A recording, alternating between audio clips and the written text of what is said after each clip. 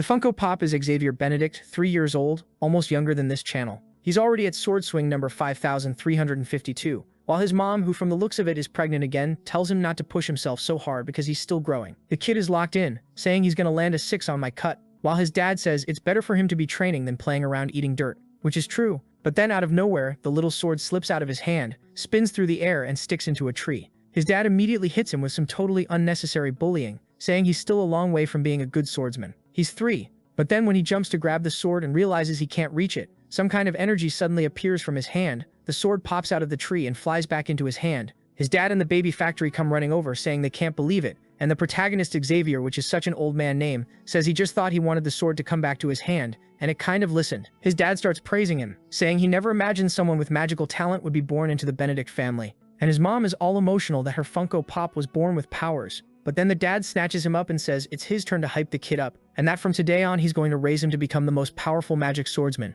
But obviously, if you've got a 3-year-old swinging a sword like that, this didn't start today. So we rewind a bit and see piles of bodies, an ocean of blood. Humanity thought they'd won and they were about to end the war. That was the good part. The bad part is that all his friends were already dead. His little sister, yeah, probably the one being made in his mom right now. She didn't even get to be born and she still died. And standing in front of him was the Calamity, the Demon King Patrick. Clearly naming characters is not the author's strong point. Patrick says it's impressive. A human made it that far, but today was the end of Xavier Benedict. The demon race was going to return. Xavier jumps in to strike and Patrick smiles and says they'll meet again. Then Xavier unleashes this explosive slash everything blows apart, leaving only a little purple orb behind. Xavier goes over, picks it up, recognizing it as the Demon King's core, the source of his power. If he destroys it, the guy can never be resurrected. Except, it looks like the thing is about to explode. Xavier says there's no one nearby to block the magical blast. Yeah, if everyone's dead, who was blocking for you before? Now it makes sense how you even got that far. He's thinking if he had even a little magical talent, he could win right now.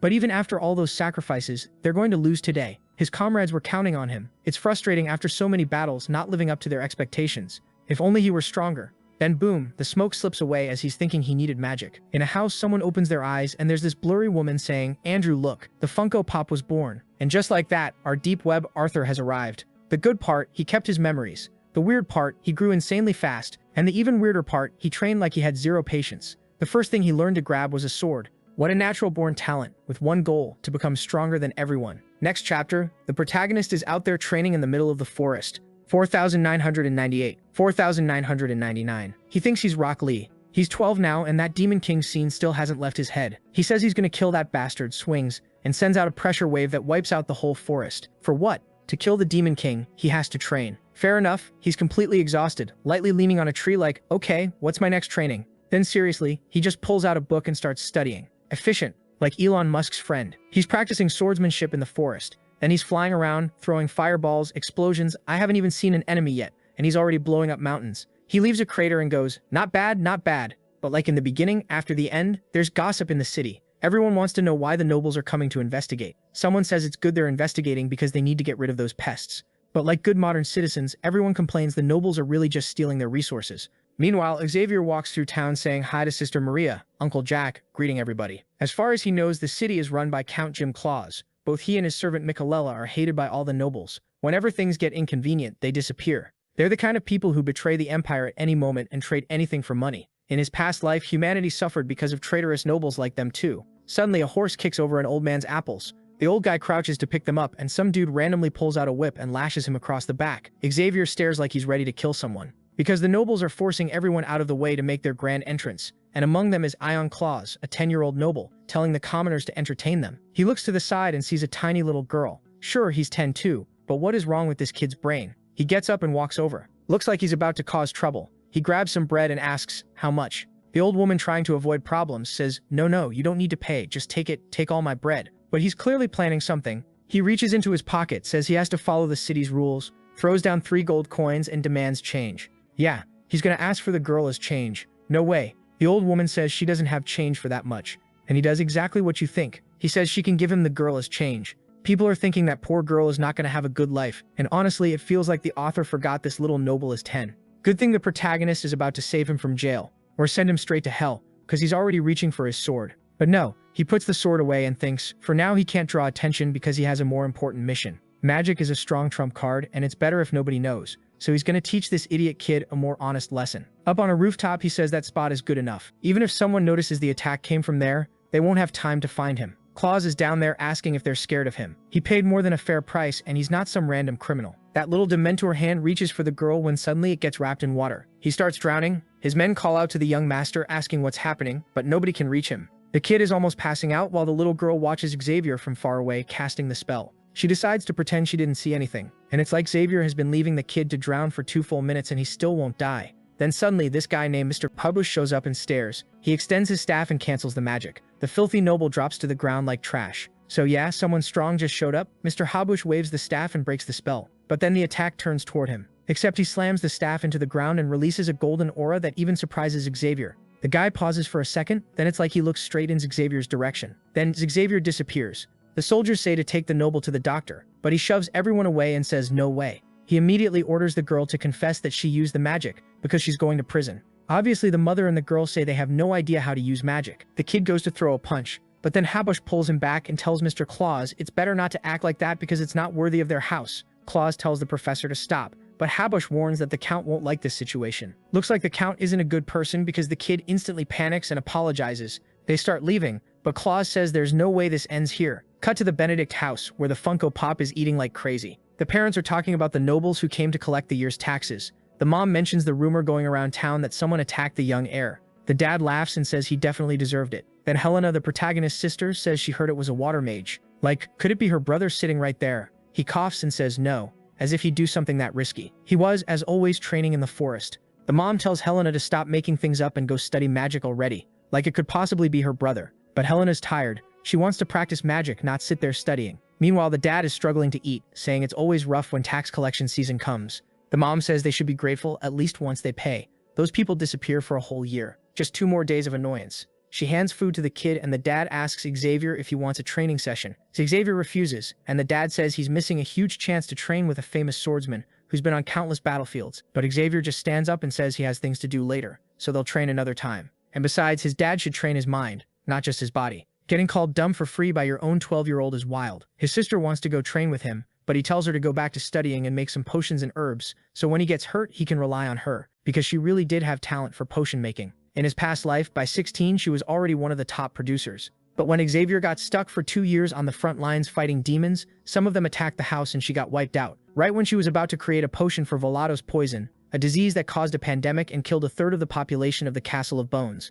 That's why in this life, she has to be protected at all costs. Back in the city, that idiot Claus gets slapped across the face. It's his father, who doesn't care at all. He smacks him and tells him to shut up. He asks if it's true he treated Mr. Habush rudely. Claus is furious. Hold on, my dad is hitting me because of a bodyguard? But the older man just says his son really is a disgrace. He doesn't understand what it takes to maintain yourself and become a noble. The kid says it doesn't matter. He has a bunch of bodyguards and a bunch of privileges. But his father calls him an idiot. Noble power comes from military strength, and Habush is an archmage, the strongest in the Claus family. He's the real guardian keeping them in the position they have, not filthy trash like his son. Now it makes sense why Claus is messed up in the head, because his dad goes way too hard, and then he even says a son can always be replaced. Just get another woman pregnant and that's it. Another kid is born. Claus runs off crying. Yeah, you can't be a normal kid with a father like that. The father says it's fine. The boy will reflect on those words. The kid is out there in the city, completely wrecked, wondering how his cursed father can side with a servant instead of him. And it's all the fault of the bastard who used magic on him.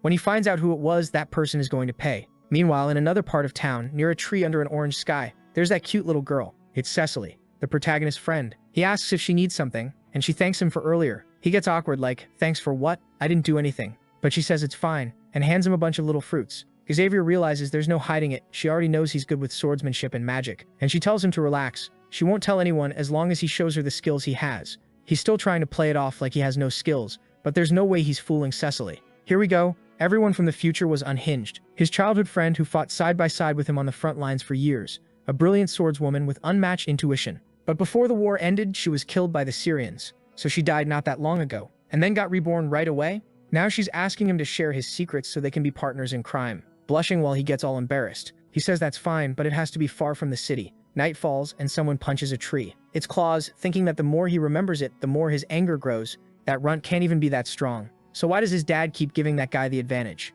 Of course his hand hurts. He's just a kid. He's never held a sword, never trained a single second in his life, and Claus just keeps standing there furious, cursing out even his own father for not valuing him. Then all of a sudden something steps on his back. A forest warlock with huge eyes is already coming in to mess him up. The kid glances back, but the thing almost nails him dead on. He faceplants into the dirt like the total idiot he is, then turns around and sees this giant drooling monster right in front of him. He's begging for help, wondering why there's nobody around, when suddenly someone grabs him by the collar and shoves him. He slams into a wall. Now the protagonist is face to face with the creature, and the kid's like, "Wait, did this little kid just push me?" The protagonist grits his teeth and tells the damn beast it's not leaving here alive today. But inside he knows they're on the edge of the forest, and it's not like help is just going to show up. And that's exactly why the creature shouldn't even be here. Why is a monster this close to the city? That would only be possible if the demon race had started moving again. The monster roars, leaps, and swings a huge slap at the protagonist. He dodges by jumping back, slips to the creature's right, and it turns into a full-on Dragon Ball-style exchange. The problem is, normal weapons can't really cut magical beasts. Still, thanks to his training, he isn't getting completely overwhelmed, until he takes a hit to the chest and gets shoved back. Cecily and Claus are behind him, stunned. The protagonist wants to use magic, but with that noble brat there, he can't. He could trust Cecily, but that kid would definitely let it slip. So the only option is to deal with the creature without magic, and that won't be easy. Even so, he tells himself he shouldn't be scared. If he really thinks he's going to be the one to kill the Demon King, he can't be afraid of something like this. He charges again, saying he doesn't need magic to finish this monster. It might be his first time fighting a beast in this life, but in his last one he fought countless of them. He runs straight in, then cuts left, slipping under the creature's arm, saying that even without magic he still knows how they work. As he ducks under the arm, he lands a clean slash, tearing up the ground, ripping into its chest. Blood sprays and the beast falls backward. Claus is in shock, saying the kid really killed a magical beast by himself. The protagonist, exhausted, collapses while Cecily calls his name and runs over to help. He gets up and says he's just a little tired, but at least everyone's okay. But then Claus calls to both of them and tells them to look behind.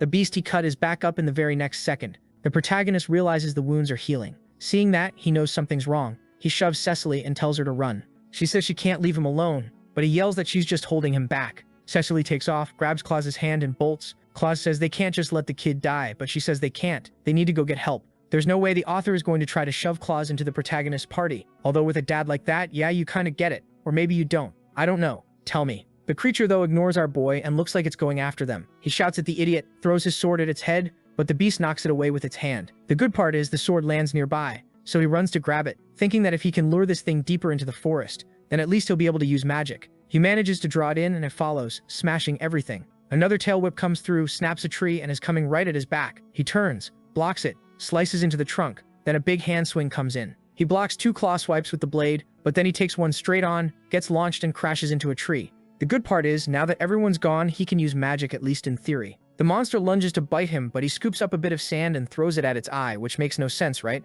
Look at the size of that eye, there's no way that covers anything. But the beast ends up half blind anyway. He's just trying to buy time so those two get far enough away. Seriously, he's still worried that the kid might see. Come on, you're gonna die here without using magic. Standing on the edge of a cliff and still trying to gamble. In that moment, he realizes there's no going back. He forms this huge fireball that honestly has a bit of swagger to it. He hurls it like a baseball pitcher. It hits dead center in the middle of the monster's head. Boom, explosion in the forest. Smoke everywhere. And the protagonist celebrates. Then, no way the cliff breaks and he's gonna fall. If he passes out and wakes up to some creature in a cave, the author really pushed it too far. I'm falling. No. How can I be dying? This is my second life. The kid's more independent now. He activates some magic, a circle, saying there's no way he's dying like this. Meanwhile, Claus looks back, wondering what's happening. Cecily screams Xavier's name and the whole forest gets swallowed by an explosion of light. She's praying he's okay. Then the scene shows what I think is the future protagonist planted in the middle of a crater. Oh no, it's him as a kid, seeing his past self. He's watching with this sad face because everyone is lying on the ground asleep forever. The boy realizes again that his life is flashing before his eyes.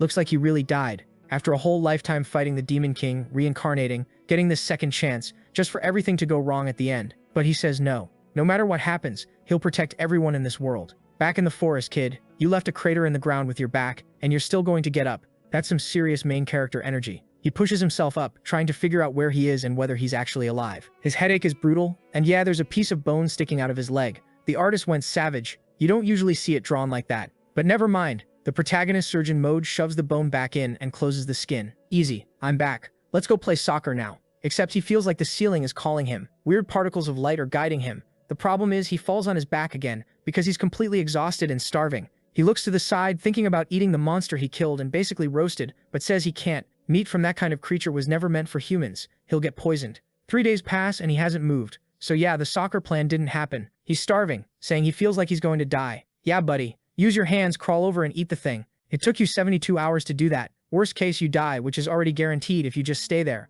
So the best option is to move, right? Basic math. He's furious that he has to rely on a magical beast to survive. Then he takes a deep breath, works up the nerve and bites into it. He says, I'll do whatever it takes to survive, and eats. He takes a huge chunk out of the creature and ends up with a full belly. Next scene, he's walking with a cane. The foot where the bone popped out still isn't right, and he's still tripping like a complete idiot, which is exactly what I like to see. If you're gonna draw a kid with bones sticking out, for the love of God, don't have him sprinting around in the next chapter. He's limping along when a slender figure appears behind him and asks if his leg hurts. He turns, asking who's there, and the voice made of light says if he doesn't treat that wound fast, it'll get infected and he'll die. If he just comes closer, he can be healed. It's his only chance to get out of this place. The protagonist recognizes the area as the so-called abyss, a region where mana density is absurd. He has no idea how he ended up somewhere unknown like this. The light keeps telling him to follow, or if he wants to stay put and die, he can do that too. He's pissed already, sure that whoever's waiting for him has a terrible attitude. But he follows the path the strange energy is guiding him along. He pushes through some bushes, shields his face from the light, and runs straight into the slender shape of a marble statue.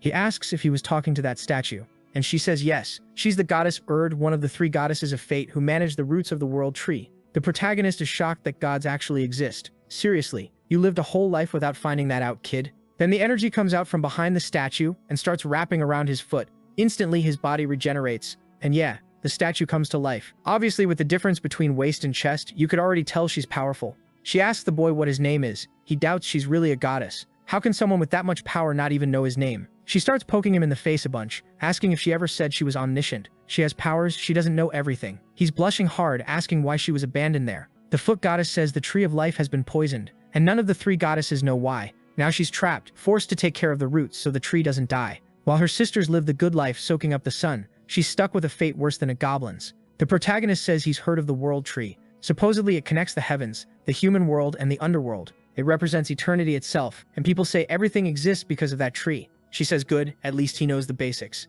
He tells her his name is Xavier. Meanwhile, he's thinking she doesn't seem like a very normal goddess. And if a goddess shows up in a story, obviously she's going to offer a deal. She makes this mischievous face and says if he helps her figure out why the tree is sick, she'll lend him her power. The protagonist thinks it's weird. Can a goddess just hand over power like that? And there's the artist using that legendary low angle from behind shot. She says she's only offering because she knows the odds of another magic swordsman showing up there are basically 0. He's shocked she already knows that. She says it was obvious when she analyzed his body. Plus she's been stuck there for 26 years, so she's bored. If he helps her get out, they've got a deal. The protagonist thinks about her being trapped for 26 years. He lived through that kind of time in his past life. Then she asks if this really is his second life. She can feel way too much resentment and despair in one body, which is strange. The problem is, someone carrying those feelings wouldn't be able to use her power properly. He's stunned, asking how she knows about the second life. She says seeing a child's soul is ridiculously easy. The protagonist gets angry and honestly fair. If gods exist, why did they let humans die like that? She says there's no superior race, gods, demons, human spirits. When you look at entire races, they're all equal. Yes, it's true that not long ago the gods helped humans,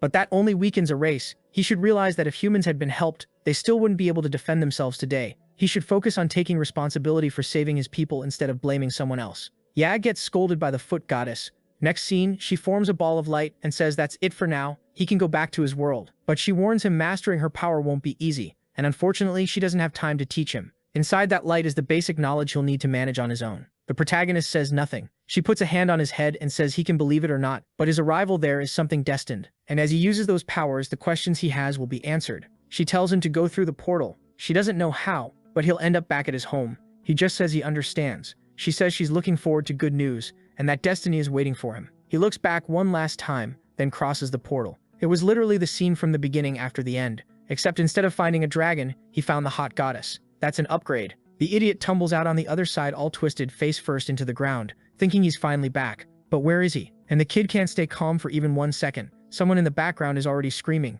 telling him to get away, calling for help. So then, Erd's voice tells him to try. He's standing there looking around, trying to figure out where she is, but she says she's only sending a message, and tells him to focus his energy into his leg and try to climb that tree. He says there's no way he can climb something like that. Oh sure, the kid who killed a demon with a sword can't climb a tree. Okay, but actually it wasn't really climbing, right? It was one huge jump all at once, not climbing branch by branch. In a second he's at the top, stumbling all over the place. But he says it really was easy. His body felt weirdly light, and she explains that not only will his body be better, his vision will be sharper too. She tells him to test it, and when he looks out toward the horizon, he sees, way off in the distance, under a tree, someone asking for help. Three big guys bullying a little girl who's lost in the middle of the forest. The protagonist thanks her, saying those guys are perfect for practice. In a second, he's already above them. The fastest way to deal with it is to kill the biggest one first. He comes straight in from behind. I honestly thought the guy would react, but no. He takes it right in the back of the neck. The guy goes flying and slams into another tree nearby while the others are trying to figure out who this kid is. Then the protagonist pulls that crucifixion move and lands a rock right in the guy's mouth. The guy's holding his face, can't see anything, while the other one asks what's going on. He turns to the kid and demands to know who he is. But the protagonist just says he doesn't have to explain himself. And the artist really went wild with proportions. The size of the nose on the red-haired guy is insane. He's furious, saying his brothers are going to handle this. They glance at each other and both rush in. The protagonist smiles and the guy's sword cuts nothing but air. In the same instant, he's already behind the other one, and the kid drives a hit right into his spine, sending him exploding into a tree a second later. He snatches the sword the guy dropped mid-air, charges the brother and presses it to his face, telling him to drop his weapon and hand over everything valuable. Immediately, the guy obeys, holding out a little bag of gold, saying he'll do whatever the kid wants. Then the protagonist tells them to apologize to the girl, and the guy tosses the money bag to her. The red-haired one thanks him for being so kind. He says the kid must understand he has a family to feed. But the protagonist says, unfortunately, it's way too late to talk about family now. Then he hits him from behind and wow, rips his leg off. No wait, okay, it's not that. He just makes 2 cuts right behind the knee. He leaves the guy limping, raging, saying the bastard promised. The protagonist says he's already being kind by not killing them. Honestly, I would have killed that guy. Either kill him or leave him completely unharmed, because now he's gonna hate you forever. At least that's how I see it. Then he does the classic night scene. Can you stand up, little girl? Let's go back. Oh my god, you saved me. And she reaches out her hand. Next scene, she's conjuring this green healing energy. Any second now, he's gonna say, I never imagined this girl was actually a healer who died at the hands of demons. She's calling him Big Brother, and all he can think is how incredibly rare it is for a mage to be born with healing abilities. Then everyone hears someone in the distance telling others to go this way. They know they're around here. The protagonist doesn't give second chances. He grabs her by the arm and runs. This girl is way too valuable. No way he's losing her to anyone. They push through the forest, through bushes, jump a waterfall, throw magic, push through more brush, and night falls. He hides in another patch of woods, saying they won't be hunted for a while now. Now that I think about it, this is basically the beginning after the end again, isn't it? The blonde girl he saves in the forest. If he ends up living in her kingdom, I'm done. She asks his name and he says Xavier. Yeah, the first 12-year-old's Xavier in history. Her name is Tefana Roman. And the worst part is he calls her Roman, which sounds kind of like a guy's name to me, but whatever.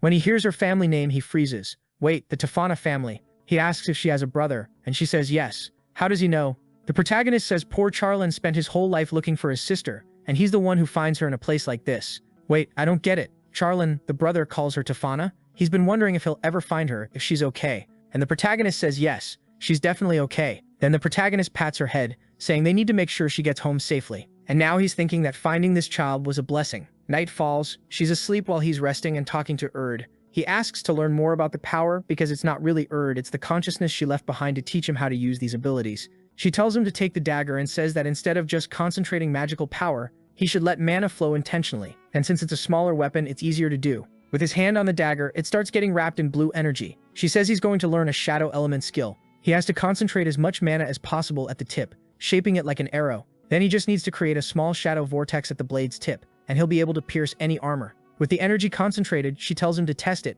and he immediately goes to strike the tree. He does this little poke like a tiny stab, and it goes through like butter. Except it doesn't just pierce it. The whole tree explodes. He's staring in shock, saying it's weird because he only did a small stab. Then Erd's soul says that everything she teaches, she forgets, so he needs to remember it himself. He says goodbye, and right then Tefania wakes up asking what he's doing. But the boy hears something nearby and says something is coming. He picks her up and says they need to stay quiet. He glances up at a tree, climbs fast, puts her up there and tells her to stay silent. When he looks down, a group of bandits is approaching. The red-haired one says he's sure he heard sounds coming from this direction. Seeing the tree completely destroyed, they're sure someone left a bomb there. He says that's good news because it means the healer is nearby. Someone asks how. He says he can feel her aura around here. The ground even has a strange temperature difference, like someone was lying there. The guy is ridiculously precise. Even the protagonist is shocked. The leader tells Jimmy to keep searching, and the weird one says fine, he'll find them. Then he activates a golden energy in his hand that starts moving toward the tree. The protagonist realizes it's a tracking skill. This trio is way more dangerous than the last group,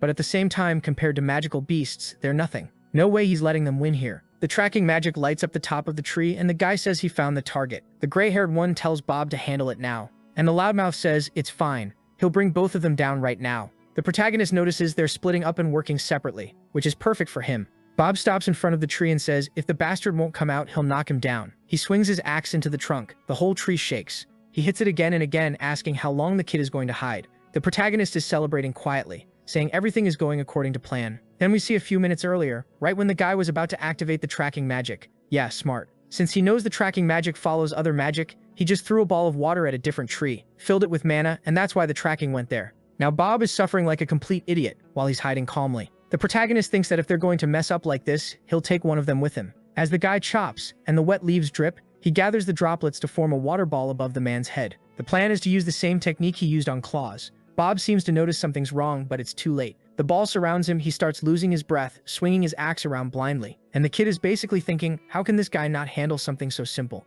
They really aren't that different from the earlier ones. He throws the dagger at the fat guy. It pierces straight through and keeps going. I thought the others were nearby, but they only hear the crack from far away. One of them says something's wrong, he can't hear the chopping anymore. Maybe the target they're hunting can use magic. The boss says if that's true, Bob wouldn't stand a chance. Yeah, but why did you split up? Just so he could die alone? Looks like it. They find a half-chopped tree, the ground soaked, and Bob's body is gone. One of them makes a basic deduction, it's wet, but it didn't rain. Must be magic. And what does he do? He touches it. Then he gets hit with a shock. His whole body spasms and he falls backward. The water was poisoned. The boss tells them to be careful. Then, out of nowhere, 2 rocks come flying at the others, and one of them almost dies again. One rock is headed for the boss, but he fires a little fireball and blows it up mid-air. He says that based on the direction of the attacks, they're being surrounded by multiple enemies. The protagonist stays hidden, thinking, good, so this guy is a fire mage, while the boss orders them not to spread out, saying that would be the best thing for the enemy. But the protagonist thinks it's already too late. They're panicking because without Jimmy to locate opponents, they have no idea where the attacker is.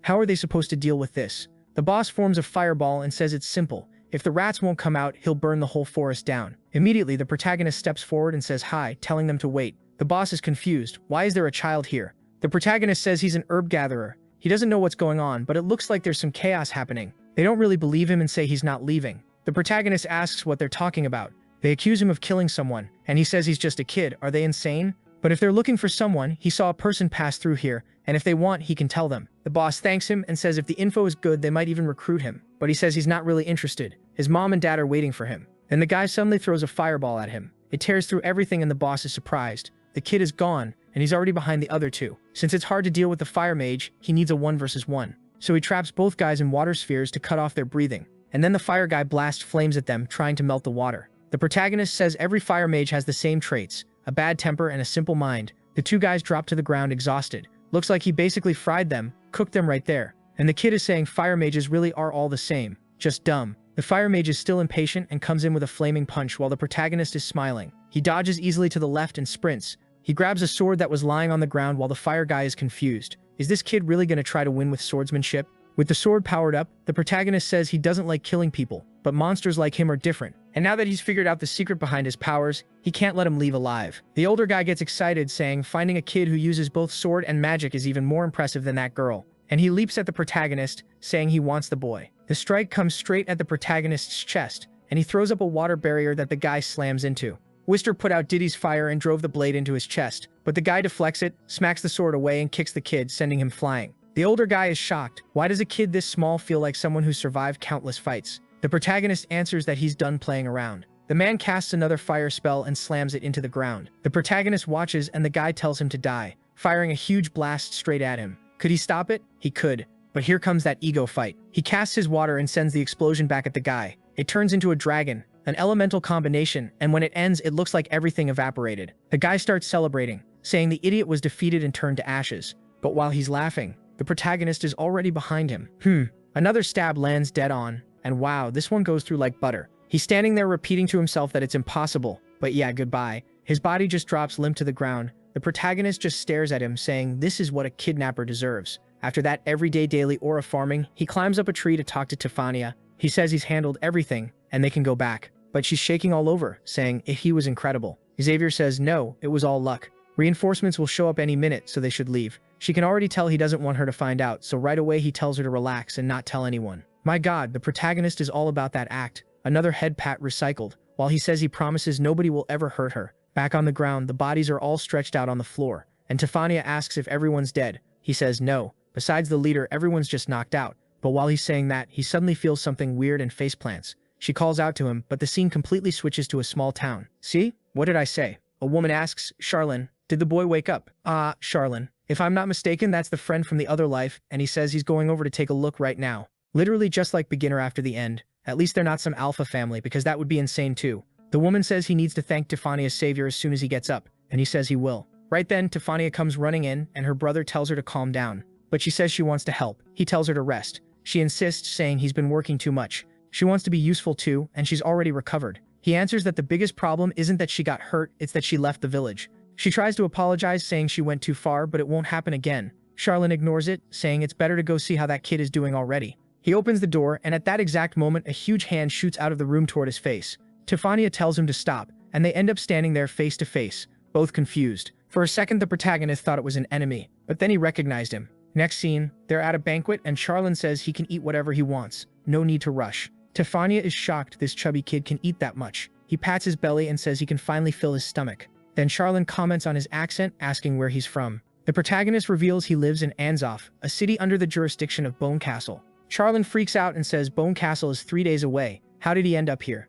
The protagonist says it's a long story, and apparently he's really going to tell the whole thing, so he explains everything. Charlene is in shock hearing there were magical beasts roaming the forest. The protagonist didn't want to scare him, but it's better to know before it's too late. Then Charlene says it's best to take the boy home, because his parents must be extremely worried. They're probably thinking he got eaten by a magical beast. The protagonist is kind of confused. Charlene is coming with him, and Charlene says of course, he's older and he can't let a little kid walk through a dangerous place like that alone again. Tiffania tries to help out, saying Xavier is super strong and maybe he doesn't even need an escort. But inevitably, there has to be a touch Tiffania's face moment every chapter, and there he goes, saying they're still kids and they need to learn to rely on the people around them. She asks if she can come too, and he says of course. He really should have said no. Send her home so she doesn't get attacked again and force the protagonist to activate his powers and spill all his secrets. The protagonist, on the other hand, sees that Charlene, like always, is someone he can count on. And Tiffania is all excited. She can't wait to get kidnapped again to force the plot forward.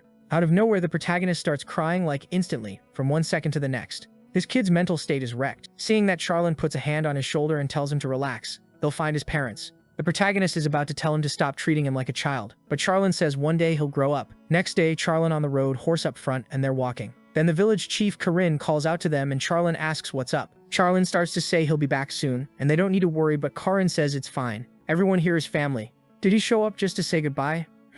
He's going to die soon, isn't he? Just so we can get traumatized. They'll come back to this village and nobody will be there. On the way, they sing songs, put on flower crowns, make a little bonfire, and the protagonist thinks about the magical beasts. But nothing happens. It's a peaceful trip, and now they're standing face to face with Carpin Castle. Meanwhile, the mom is a mess, desperate to know where her boy Xavier is. Wait, Helena didn't tell anyone he went to a 1v1 against a magical beast? You should already be sure he's dead. The dad says he's going out to search again and tells her to rest, but she says no, she wants to go too. He says she hasn't rested in days. He promises he'll find Xavier, so she needs to stay home and recover. Her expression changes, and she asks if the boy went to the other world. He says that's impossible. He's the protagonist of this story, there's no way he'd die. But she still doesn't believe it, saying they saw that place where he fell and he wasn't there, so he definitely got eaten. The dad tells her to keep hope. Xavier is definitely alive and well. Meanwhile, his little sister is crying, wanting to know where her big brother went. The scene goes back to Clausfie, stuck in his usual routine of getting humiliated by his father. Damn, I don't even know if I'm happy about it. But Claus is asking his father to send a search party to find his friend.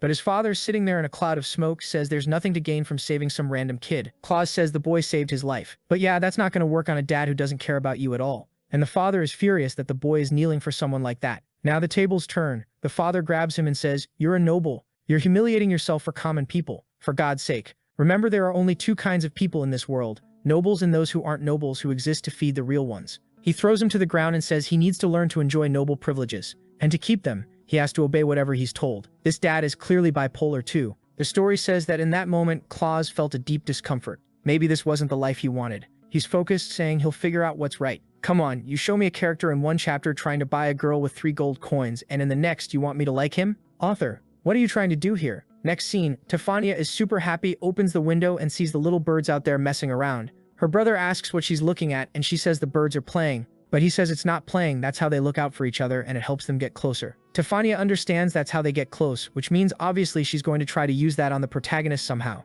And right then he shows up saying he's going to the shop. She asks what for, and he says he needs some new clothes because he looks totally worn out like a beggar. Charlene offers, "Want to wear my clothes? Look at the dad's swagger." But he refuses. No way, he's not wearing those Joker-looking shoes. Next chapter, we're in a forest with the protagonist walking alone, telling Erd there's nobody around so they can talk. His chest starts glowing. What is this, Erd? She flies out. Wow, you're really floating up there. She turns around and says she finally got to come out for a bit. The protagonist wants to know why this woman is coming out of his body. She tells him to calm down. This is just her consciousness. The only reason she can manifest is because he knows what she looks like, and that lets her appear because she's solidified. What the hell? She's floating there, swaying around, saying she's only a consciousness, so he shouldn't think she'll be useful in a fight. He's impressed by how strong this consciousness is. Seriously? Imagination is powerful, even when it's just to get yelled at. The protagonist is furious. She stabbed him in the eye so much that for God's sake she should at least be able to fight magical beasts. But then she tells him to straighten up because class is about to start. That same second, his chest glows again and something else comes out, opening an eye in the tree. The protagonist is shocked he did that, and she tells him to stop being amazed by everything and get inside already. He has a lot to do. He asks what's going to happen, and she explains the beasts he fought were way too weak. That's why she prepared some training partners. The protagonist is excited. That smile is definitely going to disappear. She tells him to be careful. It might look easy, but if he dies too many times, he'll fail the test. He complains that he needs to get home soon so his parents know he's safe, but she tells him to get in already. They don't have time for this argument. She basically throws him in, and the tree closes. She just stands there with an empty speech bubble, and then whoosh, disappears. Then the protagonist finds himself somewhere completely different, with a floating status window saying his name is Xavier Benedict, with magic and swordsmanship. Suddenly something materializes in his hand, the same dagger he always uses. In front of him, an army of stone golems starts approaching. The first test is to fight 5 golems and finish within 10 minutes. Erd warns him that since it's the first duel, he'll get some tips, but next time he's on his own.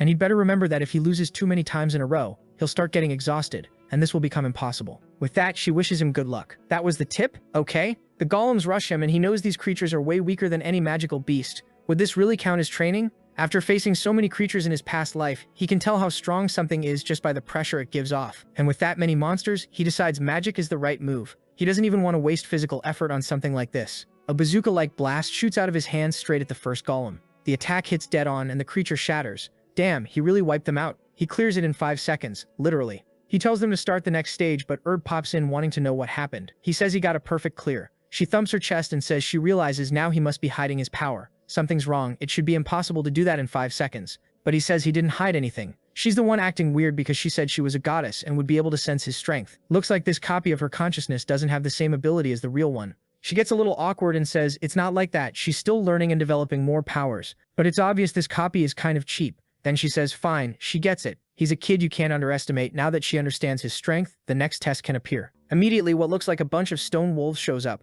There are more stone golems too. She warns him the time limit is shorter. Now it's 5 minutes. The protagonist recognizes these creatures are twice as strong as the last ones, but still ridiculously easy. This time he decides to go in with pure melee. He launches himself at the first one, straight brawling, clean hits with the dagger. 2 more attacks come from above, but he hops, ends up behind another one, realizing these things are way too tough, and it's hard to find a weak point. While he's midair and can't dodge, 4 or 5 attacks come at him, but he slips past the first strike and uses it as a foothold to propel himself, already dodging the second and third. Rage just watches from far away. She's confused. She needed 20 seconds for the first stage herself, so is he 5 or maybe 4 times stronger than a god?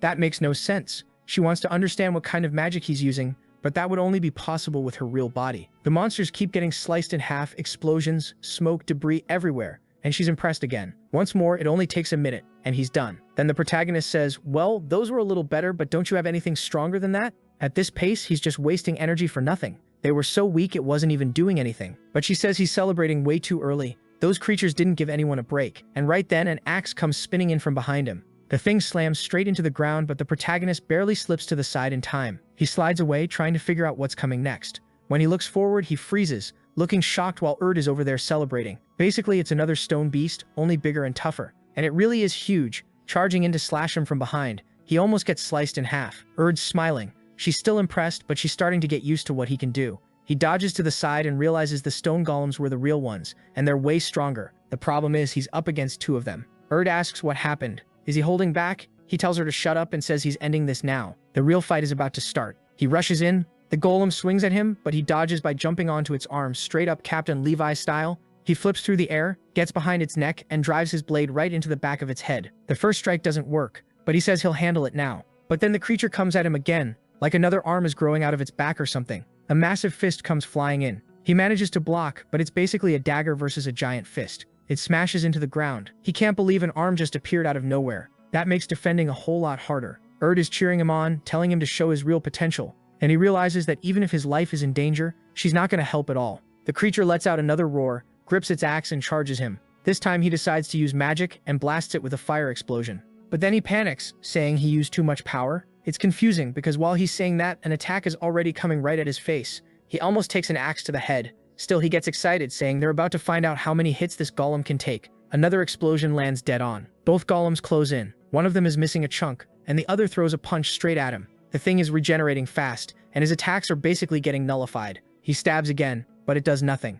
They start to surround him. He turns toward the one in front and says he doesn't care how many times they regrow that arm, he'll just cut it off again. And he does it again. Meanwhile, Erd just watches, saying the kid isn't bad. A little later, he's facing both of them again, and their arms have been torn off again. But finally, after killing them over and over, they stop regenerating because they're out of energy. He takes a deep breath, realizing his body is exhausted, which in theory is great for him since that's how he gets stronger. He's sure meeting Erd was pure luck. I agree with you, kid. It was luck for all of us. Then he says he just needs one more opening, and he throws himself at both of them, cutting right through the middle. Stone explodes everywhere, and Erd says he was incredible. Now he's fired up, asking who's next. She looks at his face and says this kid is monstrous, like he was born to fight. She was going to stop there, but since he wants more, they decide to keep going. Then the scene shifts to the city sometime later. The protagonist even bought new clothes, plus a little toy for Helena that he thinks she'll like. But as he's walking, he sees some guys in an alley harassing someone, demanding she hand over something. And he recognizes her, the girl from before, Tefania. He doesn't get what's going on, and he sees she's holding two baby birds.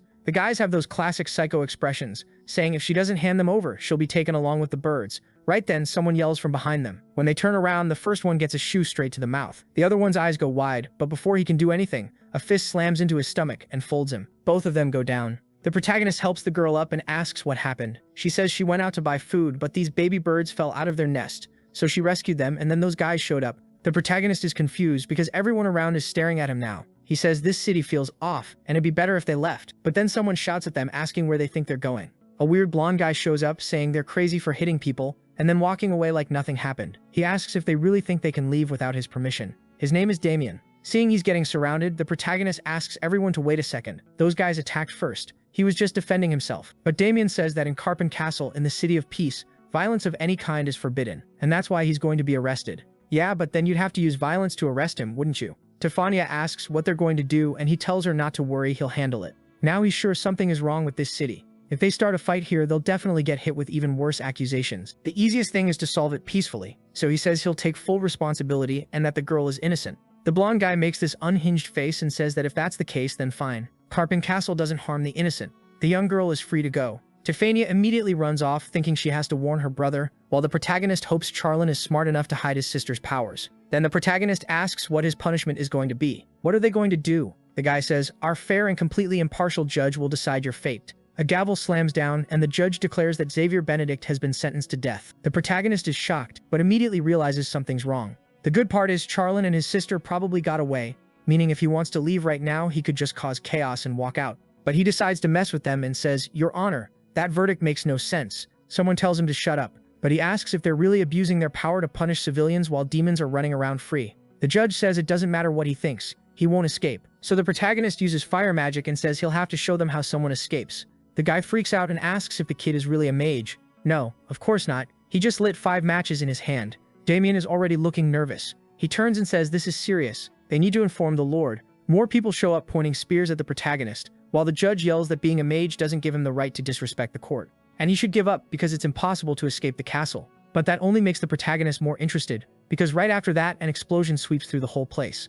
Outside, everyone's asking what's going on. Meanwhile, Charlin is whipping the horse forward while his sister asks if the boy is okay. He tells her to trust him. Xavier said if they stayed together, they'd only slow him down. For Xavier's sake, they needed to get as far from the city as possible. The people watching the blast near the court are wondering what just exploded, while the protagonist slips past in the background. The fire and all that chaos would be enough to buy him some time. But the most important thing is that Charlin and Nena get out safely. He runs through the streets and the scene changes to a castle with guards out front. Damien arrives, saying he urgently needs to speak with the master, but he trips like a complete idiot, face plants and drops the little kitten. Then the scene shifts to the forest. Charlin stops in the middle of nowhere and says they're going to camp there. Tefania asks if he really trusts that Xavier will make it out fine. He says the boy already saved him twice and they need to trust him a little. All they can do is hope he's okay. She's happy, but honestly, this friendship is kind of unusual. He wanted to take a different path, but it'll be hard to avoid fighting completely. While he's wondering what he's going to do, suddenly a hand comes from behind and grabs him around the stomach. He gets carried, jumping from rooftop to rooftop, then gets dropped into a chimney and thrown back out. Seriously, he got carried like trash and didn't even react. He gets up, still in shock because he couldn't sense that person's presence at all. Then the man introduces himself. He's the captain of the Knights of Karpen Castle, Soren Theolimbanen, another ridiculously fancy name. Let's just call him Soren. The protagonist seems to recognize him. Soren is a legendary Sangsparichin. The man looks confused, probably because that's future stuff, and laughs, saying the kid is really overdoing the title. Then the protagonist goes into his usual speech whenever someone shows up. In my past life, during the war against the Demon King, this man fought bravely on the front lines. After 10 years of battle, he disappeared. To think he was a captain here. Soren stares at him, asking what the kid thinks he's doing. Then the protagonist suddenly shouts that he never expected someone like Soren to be part of a tyrannical place like this. Soren says he's jumping to conclusions, but the protagonist explains, he saved a girl on the street and got sentenced to death. What kind of logic is that? If that's how things work here, then countless people must have already died. Soren stands up and says the kid killed a bunch of people with fire magic, so he has no right to talk. Sorry, but that's completely wrong. He was about to be executed. That was self-defense. The protagonist says it was just a distraction. And besides, that court deserved to be turned to ash. Suddenly Soren draws his sword, puts it right in his face, and asks who he is. It's way too strange for someone that young to control magic. But the protagonist doesn't look very scared. He just asks if Soren is really going to kill him to find out the truth. Soren ignores that and asks if the boy knows how to use a sword. Now the protagonist is the one in shock. How did he figure that out? He never used a sword even once. Soren says that look on his face answers it. So the kid is a genius who can use both magic and a sword. That's extremely rare. Too bad he never learned not to show his emotions in front of enemies. The protagonist still doesn't get it. Was this man planning to fight him? There's no denying he's been training desperately for the last 10 years.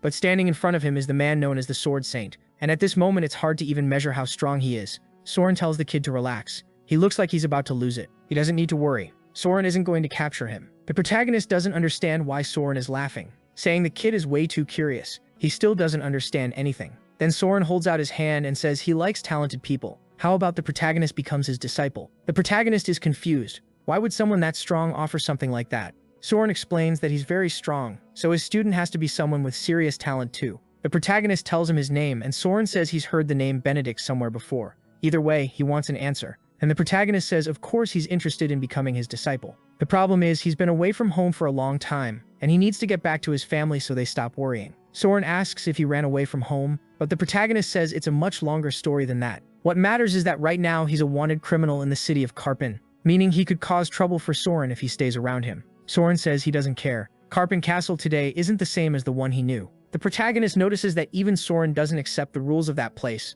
Soren asks where his home is, and the protagonist says it's at the Castle of Bones. Soren says that's fine, he'll take him there in one day. Xavier is confused. Is he really going to leave his city? Soren explains that these days he's basically just a figurehead. He doesn't actually do anything. Nobody will notice if he disappears for a few days. The protagonist is stunned. How did the legendary Soren lose his influence among those knights? What exactly was going on in Karpen? This is what the guy's already saying. Alright, let's go then. Come on, kid. The protagonist not getting it goes, huh? Go where? He says, relax, I already had some horses prepped so we can get out of here. The protagonist still kind of confused. This is way too easy. Did this guy really want to make him his disciple? Either way, for now he wants to keep Charlene and Tiffania a secret because what if all of this is some crazy plan? So they head to a house. He opens the gate and calls out to some Lucia on the swing. It's a weird thing to say, but I've never seen a story with this many little girls. Please FBI, I'm just reporting the facts here. This is not interesting to us at all. She comes over all happy, hugs dear Soren, asks how he's been, and he asks if she's missed her dad. Damn, I thought she was going to be his sister. This guy's already filled up someone's belly. The girl asks who that idiot is. He says he's her dad's disciple. She takes off running, calling for her mom, saying her dad found a disciple. The protagonist gets emotional. This little girl reminded him of his sister, and inside there was pregnant Elisha Lumbanen. Dear Soren walks into the house all confident, goes right up to her, she giggles, and then he introduces the protagonist, who hits her with a nice to meet you. She asks if he's hungry. This glutton, like always, obviously he is. Everything's simple. She apologizes, but he says it's fine, it's more than good enough for him. Then Soren says that tomorrow morning they're leaving on a trip. She's a bit confused, and he explains he has to take this runaway kid back to his parents so he can bring him back as a disciple. The protagonist tells him to stop treating him like a child, while Soren laughs, until the wife says she'll get some horses ready and tells them to rest. Lucia asks if he's going to be gone long, and he tells her it'll be quick. She won't even have time to miss him. The protagonist thinks maybe he overdid it, assuming this guy had some evil plan. Maybe he doesn't, but other people do, and right then someone kicks the front door in. Soren stands up. Outside someone's yelling. He tells the protagonist to grab Lucia and hide upstairs. Soren rushes to the door while the protagonist looks like he won't be able to do much because Soren's probably stronger than him. He runs upstairs with Lucia, who has no idea what's going on. Outside, Soren asks Alicia what's happening. She says these weirdos are invading their property, and obviously who is it? Demian saying that dear Soren, the captain has a peculiar visitor. Soren asks what they're doing there. Did they follow him? Demian answers that it's pretty cruel to talk like that to his superior. Soren should watch how he responds. Soren says this is his house, and he brings whoever he wants. Of course, Demian doesn't accept that and asks if he's really going to hide a criminal. Even Soren questions it. Demian, do you really think the laws from that castle make any sense? The weirdo hugs his little cat and says it doesn't matter. Ever since the laws were established, the castle has been peaceful. Nothing is more important than peace. While they're talking, the protagonist is upstairs telling Lucia to stay quiet. He peeks through the window and hears Demian saying to hand the boy over already, or they'll have to do a forced search. The protagonist says that in his past life, Soren also disappeared mysteriously. Maybe it has something to do with Demian. It's a shame, but every time society gets corrupt, the cruelest people benefit. Good people like Soren end up being used for evil or tossed aside. The protagonist knows that if he stays hidden, he'll cause trouble for Soren's whole family. So he tells Lucia he has to leave, and she should grow up strong to protect her mom and dad. She nods and he gives her a thumbs up, saying he's counting on her. Then he tells her to hide in the closet and not come out until they come back. Right then, the door opens. Soldiers come in and I thought she'd be hidden, but she's just sitting there calmly drawing, asking what Demian is doing there. Soren shows up startled and tells her to get off the floor. He already told her she'll catch a cold on the floor while thinking, thank goodness Xavier got away. Lucia asks what Uncle Demian is doing there. The blonde kneels down and asks where that little friend she made recently is. Wasn't he around? She makes a clueless face. Friend, what are you talking about? Demian says he very clearly saw both of them go upstairs together. She says maybe it was a ghost, then puts on a scared face saying she's afraid of ghosts, and Demian seems to give up. I thought he was about to go crazy and boom, start cutting throats. But seriously, does Soren want his family to die? He goes at Demian and says, you trashed my whole house and you think my wife's gonna clean this up? And the wife jumps in too, saying he better not think he's leaving.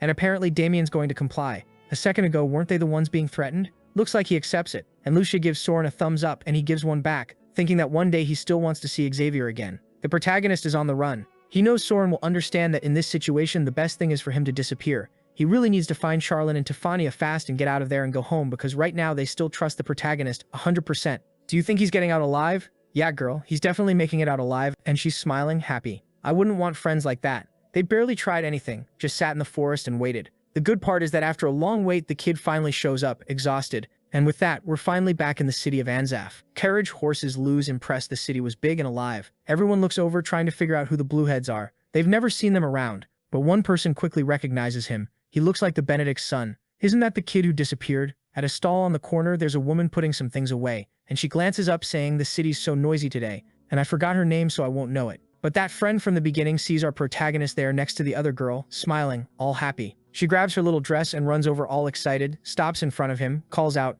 and he recognizes Cecily and says he's back, all happy. The carriage rolls in and he gives her a little hug. He takes her by the hand and says he wants to introduce the Blueheads, Charlene and his dear sister Tefania. She greets both of them and the protagonist tells everyone to come with him to his house. Leaves in the wind and his mom is sitting on the bench, still thinking about her Xavier. Then she looks to the side and sees the kids standing there, so badly drawn they didn't even bother giving the big-headed one eyes. Even I thought it was a ghost, but no, it's really him in the flesh. She stands up trembling, asking if that's her Funko Pop. The moment she recognizes him, she jumps in, hugs him, crying while the protagonist says he told her he'd be back. Suddenly the door opens. It's his dad who sees the big-headed kid too. The protagonist calls out to him and the dad just starts crying out of nowhere. Everybody cries here. Everyone celebrates, and then Tefania says she misses her dad now and her mom too. Looks like she doesn't have one, right? The dad hugs her and says he'll always be by her side. Then the protagonist says, Mom, stop crying. Come on. I'm gonna introduce you to the Blueheads. Come here. This is Tefania. Yep, Bluehead like you can see. And this is her brother Charlene. The dad greets them saying from now on they're like older brothers. Protagonist, just think the age gap is a little too much for that. All this talking while Cecily's just in the background watching, thinking she's happy, Xavier's okay. I'm waiting for something to happen. Everything's way too calm. Where's the plot? Night falls and Charlene says he's leaving. He's got more to do in life, but our kid goes all dark. He doesn't want to lose Charlene now. So he says the two of them should stay there, and together they should all register as reservists for the Empire's Knights. Next chapter, someone's asking the protagonist for help moving a wardrobe, and the kid's all happy. 3 years have passed, and since the protagonist found out back then that they didn't have a family, he asked them to stay with them. Now they're in the final preparations for the knight selection. Scene switches to Bonnie's castle. Two little girls are running around. It's dear Tefania and Cecily playing happily. Now they're 11. Looks like everyone's living in the same house. I don't know what's going on. While the dad tells them to stop running or they'll fall and break their teeth, the protagonist is helping his mom carry some boxes. He says they got information from a friend of his dad's who was vice captain of the Knights, a special training system for nobles that would start in 2 months. He opens the window, the city's busy, and asks what's on the menu today. He calls for Erd, who's big as ever. Thank goodness to balance out the mountain of little girls in this story, and she tells him he needs to calm down. He's always training non-stop, whether he's eating or sleeping. The protagonist says he needs to get as strong as possible, as fast as possible. She says the first step to getting strong is being grateful for the life he has. Okay, pure philosophy. And since he arrived in the city for the first time, he should take a walk around all of Bonnie. But the protagonist says no. The truth is he knows this place really well, better than anyone. A city that looks beautiful but gets drained by the nobles. He tells Erd to hurry up because she said he's been really down. Is he missing his childhood friend? He says no. Cecily will show up soon because she's strong. Wasn't she the one who made the potion? Don't you remember? Wasn't there a girl who made the potion? Or am I losing it? Losing it or not, I definitely have amnesia. Then the scene switches to a castle. Someone serves coffee and says, if you fail the selection, I'm not letting you live. And look who it is. Klaus. That kid's still alive. He starts to answer like, yeah. But he stumbles for a second and his dad goes, what weakness is that? Where's your confidence? Do you know how much I'm spending on your training, your teachers? Klaus, all awkward, says he is confident. Yes, but with that mop hair, I don't really buy it. Then he calls his dad, who asks what it is. Klaus asks to be part of the special training team. As affectionate as ever, his dad says something that stupid doesn't even need to be reported to him. Just tell Mikola to prepare everything. Mikael? Yeah, it's pretty weird for a man to be named Mikael. Klaus thanks him and leaves the room. Then the dad says the boy really changed a lot. Mikael agrees. He's been growing well, but the dad says he's calmed down too much. He improved, but he's still far from having any traits of a true noble. He thinks he's hiding it well, but his dad knows the kid loves hanging around poor people. Is that forbidden in the family? Mikaela tries to be positive, saying understanding how the city people survive is a good thing. The dad agrees, but he thinks the boy has some other reason. Klaus tells the knights to stop following him, but they're like, I'm just following orders. He says nobody in the city of Bonnie would dare lay a hand on him. The guy says, all right then, we'll get the carriage ready. But Klaus tells him to stop. He's walking, and he's walking alone, because if he uses the carriage, they'll know where he's going. Damn, this kid's acting kind of strange. He smiles, saying it's been 3 years since he saw that special person. All happy, he says he can't wait to see his savior again. Yeah, no, get out of here. Looks like he got a letter from someone saying that savior had arrived in the city. Was it Cecily who told him? Sure, it's not like she wait a second. Didn't he try to buy Cecily for 3 gold coins? Looks like friendship somehow survived that. Weirdly, Klaus is fixing his hair, saying he's so happy he'll be able to make the best impression and thank that guy for everything he did for him. He walks up all excited to the protagonist. My savior. The protagonist goes, who are you? Klaus goes, huh? It's me, Klaus. The protagonist just stares. Wait, huh? Hold on. Yeah, I don't know who you are. Klaus says he has an idea. Suddenly he messes up his hair, turns around and says, the bastard has the nerve not to know who he is. Right away, the main character recognizes him. Hold on. Is that stupid rich guy from before? And the kid says, yeah, it's really him. Out of nowhere, the main character pulls out his huge sword, puts it up to his neck, and asks what he's doing there. Klaus, all awkward, says the boy misunderstood and that he's changed. But the main character says that's hard to believe. Nobody changes in just a few years. Klaus insists he can even ask Cecily. They've been talking constantly through letters. The main character reads a bit and says, well, yeah, Cecily really has been writing to you. If she's talking to you, then I'll trust you. Done. Klaus relaxes, and the next second he's thanking him, saying the main character is the one who saved him back then. And from now on, forever, he's going to call him Big Brother. He rushes in and hugs him, saying he's been waiting for this day. If he ever wants him to do anything, just say the word. The main character immediately says the first thing he should do is let go and back off. Klaus steps away, and the main character wants to know, so what's going on? Where are your servants? Klaus answers that he sent everyone away so he could have some peace and quiet. The main character says, fine. But if anyone's around, this place is going to fill up fast. So go on, get inside already. Klaus gets all excited, and the main character tells him to be grateful for the chance to visit Big Brother's house. Klaus is running around all hyped up, while the main character is thinking, no way, someone had to have put some kind of magic on this guy for him to change this much. Then he meets the main character's parents, and Klaus immediately bows and introduces himself as the person who almost got eaten by the magic beast. The two of them are still totally confused, while the main character just tells them to ignore it. This guy isn't right in the head. Klaus says Big Brother really doesn't seem to appreciate gratitude, and the dad thinks it's weird since when does his son have a big brother? And who is this kid? Then Tifania shows up, brings tea for Klaus, and the main character tells him to stop with those sparkling eyes all the time. And also enough with the Big Brother thing. Use his actual name. The main character is thinking it's the first time he's ever seen a noble like him this much, and something feels off. Then Klaus reveals he's also going to be part of the special training. Obviously in his case, he got in through family connections, not talent. But this is the last time he'll rely on connections. He wants to get strong enough to earn the rest of his future on merit. The main character thinks about how everyone knows most knights are nobles because they grease palms and pull strings. While it's peaceful, it doesn't seem like a big deal. But when war eventually starts and nobles turn on the people and abandon the cities, that's when they'll see how dangerous it is. Of course, there are still knights with real ideals, but most of them are just parasites. Claus says the main character might not believe it, but he's reflected on everything that happened 3 years ago. Xavier is impressed. It really did seem like he'd matured. And then Claus goes and reports his own father, saying he has a feeling his dad is planning something bad, but since he doesn't trust the boy, he won't say what. He tried to investigate, but unfortunately he couldn't find anything either. Xavier just watches, not really sure what to say. Then Claus stands up and says he wants to cut all ties with the Claus family. Oh, so I thought Claus was his first name, but it's the family name. But it's gonna stay that way anyway. If he doesn't move to another part of the city, the main character says he'll take advantage of the fact that there's nobody around today and go buy study supplies. Seeing that crowd, all the stalls set up, he thinks it's strange. In his past life, this place got completely wiped out in a single demon attack. Since the test is coming up, there are people selling books with tips on becoming a knight, others selling swords. The suckers think it's some insane item, but the main character comments that not everyone realizes this place was already rotting. When were people finally going to notice? Maybe they already did, but nobody says anything. I didn't notice either. Tell me please. The main character goes to a shop selling little backpacks and asks the price. The guy says 15, and the main character asks for 2. But then a commotion starts behind him, shouting, and a woman screams that her bag got stolen. The main character thinks, it's just a bag thief, I don't need to do anything. Someone will handle it. But the woman is falling face first like an idiot, and no knight is doing anything. She's desperate, saying it's everything she has. The main character sighs, yeah, these knights really are useless. He helps her up and tells her to stay there. He'll bring it back. The poor guy selling the sword is the first victim because the main character just grabs it as he runs by, saying he'll return it in a second. He's right behind the thief, but the problem is there are way too many people in the city. So he jumps up onto the stalls, runs over the top of the crowd and goes straight after the thief, saying he's got a sister waiting at home so he needs to wrap this up fast. But then he sees it. Claus is behind the thief, getting a flaming fist ready. And then, boom, he fires it at the guy's back. Explosion. He celebrates, saying he hit him dead center. But the main character's expression changes, because through the smoke the guy appears completely unharmed, saying it's funny that there's a fire mage here. Yoon replies that the guy isn't bad, he blocked the attack like that,